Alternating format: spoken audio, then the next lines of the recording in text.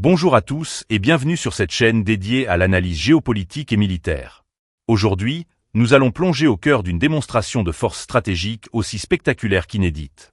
Imaginez 200 km de frontières transformées en zone militaire verrouillée en moins de 24 heures. Des milliers de soldats, des dizaines de blindés, des hélicoptères de combat déployés en un temps record, avec une précision chirurgicale. Ce n'est pas un scénario hollywoodien, c'est la réalité opérationnelle de l'armée algérienne, une réalité qui envoie un message clair à tous les acteurs hostiles. L'Algérie est capable de sécuriser n'importe quelle portion de son territoire à une vitesse qui défie les standards internationaux. Si vous pensez que la sécurisation d'une frontière se résume à quelques postes de contrôle et patrouilles sporadiques, vous allez découvrir que c'est une opération d'une complexité logistique et tactique vertigineuse, surtout dans un environnement montagneux et hostile, face à des groupes terroristes aguerris et des réseaux de trafiquants omniprésents. Cette vidéo est le fruit d'une analyse approfondie de documents officiels, d'accords militaires, et de rapports terrain souvent ignorés des médias traditionnels.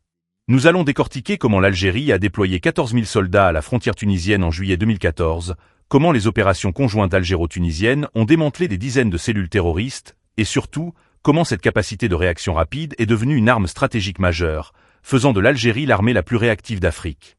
Abonnez-vous dès maintenant et activez la cloche pour ne rien manquer de nos décryptages exclusifs sur les opérations militaires que personne ne couvre.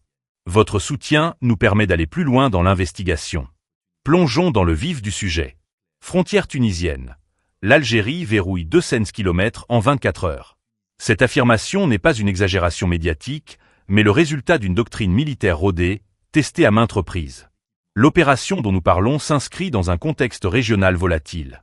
La Tunisie, au printemps 2014, fait face à une montée en puissance alarmante du terrorisme. Des groupes djihadistes affiliés à Al-Qaïda au Maghreb islamique, AQMI, et Ansar al-Sharia établissent des sanctuaires dans les massifs montagneux frontaliers, les monts de Kasserine, du Kef, et les zones boisées de Jebel Chambi. Leurs attaques répétées contre les forces tunisiennes, culminant avec l'assaut contre la résidence du ministre de l'Intérieur en mai 2014, démontrent leur audace et leur capacité de nuisance. L'armée tunisienne, en pleine restructuration post-révolution, est débordée. Tunis sollicite alors l'aide d'Alger, conscient que cette menace est transfrontalière. La réponse algérienne est immédiate et massive. Le président Abdelaziz Bouteflika ordonne le déploiement de 8 000 soldats. Côté tunisien, 6 000 militaires sont mobilisés. En quelques jours, ce sont 14 000 hommes qui se déploient sur un front de près de 1000 km, avec un accent particulier sur 3 zones sensibles. La région de Tébessa-Kasserine, montagne boisée, les vallées arides de Biskra, axe de contrebande historique, et la frontière tripolaire avec la Libye, zone de chaos post-Kadhafi. L'objectif est clair. Créer un cordon sanitaire impénétrable, ratisser les zones de refuge terroristes et couper les flux d'armes et de combattants. Comment une telle mobilisation est-elle possible en si peu de temps? La clé réside dans une logistique militaire d'une efficacité redoutable. La mobilisation s'appuie d'abord sur la 5e région militaire, Constantine, avec ses bataillons mécanisés, son infanterie de montagne et ses forces spéciales. Le transport combine convois. Routiers massifs, centaines de camions, hélicoptères de transport Mi-171 et avions cargo Il-76. L'équipement déployé est lourd et varié. Charté 90 SA, véhicules de combat d'infanterie BMP 2M, blindés Fuchs et NIMR, artillerie automotrice, système de défense aérienne Pantsir S1 et drones de surveillance Winglung. La logistique de soutien, ravitaillement en carburant, nourriture, eau, munitions, installations sanitaires de campagne, est déployée en parallèle, transformant des zones isolées en bases opérationnelles autonomes. Une fois sur le terrain, le dispositif de sécurisation est multidimensionnel. Des postes d'observation équipés de jumelles thermiques et de radars sont établis sur les points culminants. Des patrouilles motorisées et à pied sillonnent en permanence les axes et les sentiers. Des barrages filtrants contrôlent tous les mouvements sur les routes. Des unités d'intervention rapide, incluant des forces spéciales héliportées, sont maintenues en alerte permanente, prêtes à décoller en moins de 5 minutes en cas de contact ennemi. La coordination avec l'armée tunisienne est totale. Liaison radio sécurisée, échange de renseignements en temps réel, opération de ratissage synchronisée de part et d'autre de la frontière. Les résultats sont tangibles. Dès août 2014, des dizaines de terroristes sont neutralisés, des centaines de suspects interpellés, et des saisies d'armes impressionnantes sont réalisées. Kalachnikov, RPG, explosifs, mines. La frontière, autrefois poreuse, devient une zone de non-droit pour les groupes illicites. Cette opération n'est pas un cas isolé.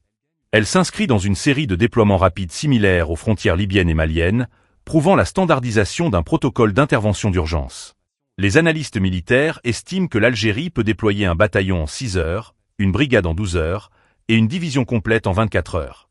Sur n'importe quel théâtre d'opération, quelle que soit la complexité du terrain. Cette capacité repose sur plusieurs piliers. Une infrastructure de défense intérieure dense, un réseau de casernes, de dépôts et de bases aériennes répartis stratégiquement à proximité des zones frontalières. Des unités permanentes en haute préparation, des brigades d'intervention rapide maintenues en état d'alerte permanent. Une culture du renseignement proactive. Les services algériens, DRS à l'époque, disposent d'une connaissance fine du terrain et des réseaux criminels, permettant un ciblage précis. Un équipement moderne et adapté. L'acquisition de drones, de systèmes de surveillance électronique et de véhicules tout-terrain a considérablement augmenté le champ et la rapidité d'action. Au-delà de l'aspect purement sécuritaire, ce verrouillage rapide des frontières est un outil de politique étrangère puissant. Il démontre aux partenaires, comme la Tunisie, la fiabilité de l'Algérie comme pilier de la stabilité régionale. Il envoie également un signal dissuasif aux États voisins en proie à l'instabilité, indiquant qu'Alger n'hésitera pas à protéger sa souveraineté par tous les moyens. Enfin, sur le plan intérieur, ces opérations renforcent la légitimité de l'institution militaire et rassurent la population quant à la capacité de l'État à la protéger. Toutefois, ce modèle n'est pas sans défi. Le coût financier de ces déploiements massifs et répétés est colossal. La tension opérationnelle permanente peut user le matériel et fatiguer les troupes. Enfin, la solution reste essentiellement militaire. Elle doit s'accompagner d'une approche socio-économique intégrée dans les zones frontalières pour tarir durablement le terreau du terrorisme et de la contrebande. La démonstration de force algérienne à la frontière tunisienne en 2014 et lors d'opérations ultérieures est bien plus qu'un simple exercice militaire.